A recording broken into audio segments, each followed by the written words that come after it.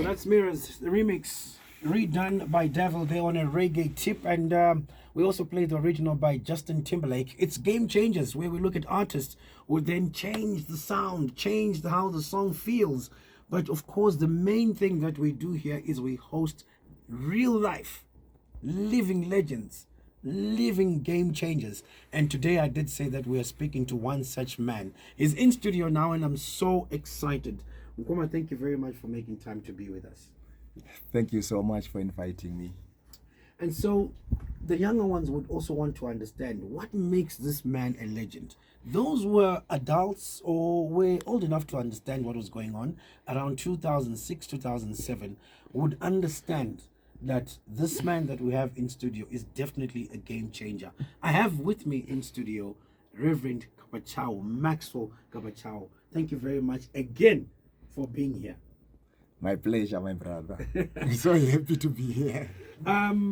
So I want to go back a little bit and speak about the early 2000s and even just before that, because it is said that we actually started paying attention to AIDS around 1985. We're talking about Zimbabwe.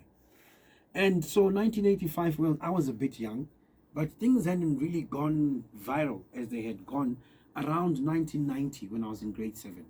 Around grade 6, grade 7, AIDS had really engulfed us. And to an extent where we had posters around the school. I was in Mutare.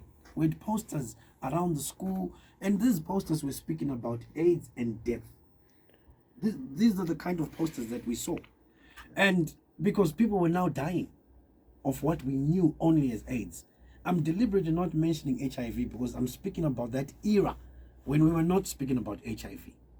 It was only years later that the government itself, other organizations, and other individuals started saying, no, let's separate the two. There's HIV and then there's AIDS. We'll get to that point. But I'm talking about the dark days. Let me call them the dark days, where we were scared as children. Adults were scared because the messaging around then was, you will die. It's a death sentence, right? Some will even argue and say maybe it's because of that messaging that people paid attention. Doesn't need one. One of us maybe our terror. So some would argue and say maybe messaging, but that's not what we're discussing today. I'm saying those dark days also meant that nobody was talking about Changachawye. Even if we knew no, we could not, especially in families, we could not speak about Ningi about No, we couldn't. In fact, it was better to say mun aroyo. Ndosaka muri kuona zvaitika izvi. Kana zviri kuitika kwaari izvi. It was better to say that. No one was saying anything, even though the experts, the health experts, had said, no, we have a new disease, well, fairly new disease on the horizon. It starts as HIV. If it's not taken care of, it ends up as AIDS and someone will pass on. But we were not talking about that. We had a different way of treating it. It was secret. As we were not talking about that. So these were the dark days where it was almost taboo. And what made it taboo was the main method of infection. It was sexually transmitted. So those in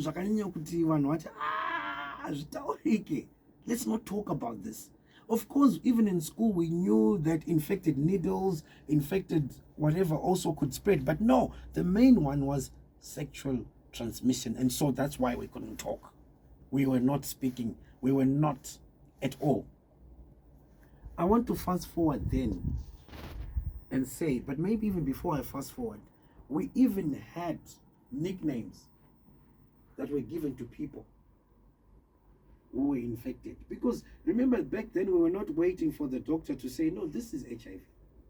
We were using our own eyes to say, ush, this was Ziripo. Even if we were wrong, but we were correct. We were diagnosing ourselves.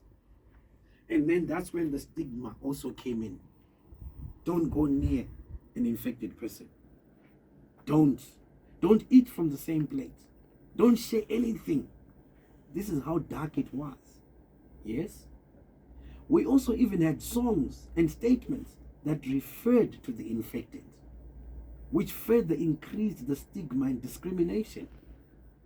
It was bad.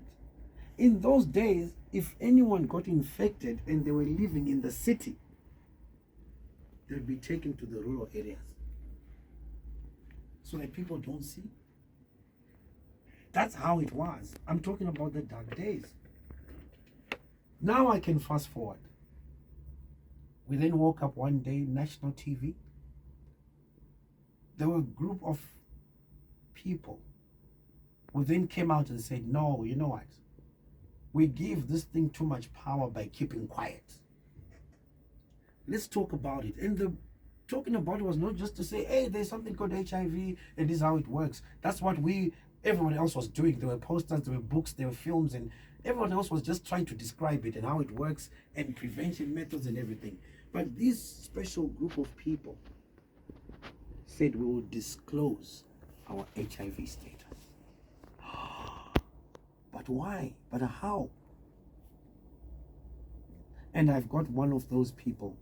And what makes his issue even more special is he was, and he is still a man of the cloth.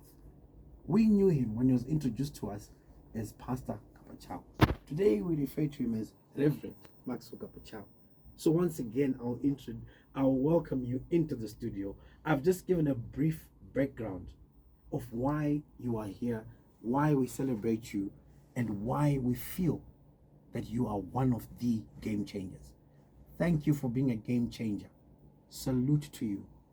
I've spoken about the little that I know. Now I want to speak to you, Reverend, and once again, Gamechangers-Capitalk, Capitalk 100.4 FM. Gamechangers. Ayo, tinotenda. Kapachawo, ndataura zvandataura. Ndaona mama kangonditarisa muchiteerera zvandanga ndichitaura. Novimbo kuti hapana pandaposha. Asi ndoda kuti nyaya iyi ndeyenyu. Imi muri mumwe wevanhu wakashinga wakati taakubuda totaura kuti ndiri HIV positive. Ndoda kuti nditange ndanzwisisa kuti chakakusundai kuti mudaro chii. Tisati tazodzoka kana kumashure. Chakambokusundai imimi kuti ndakubuda pachena chii. Vaita basa budikani. Really, even today, I wanted to live. I wanted life. Maybe it's one thing that pushed me out of those dark moments, name calling, stigma, discrimination, and you are on your own, you are isolated, but at the same time, you needed life, you needed people. You cannot live in isolation. So for me, it was not easy, first and foremost. Even to go and test, it was not easy. But I had to do it because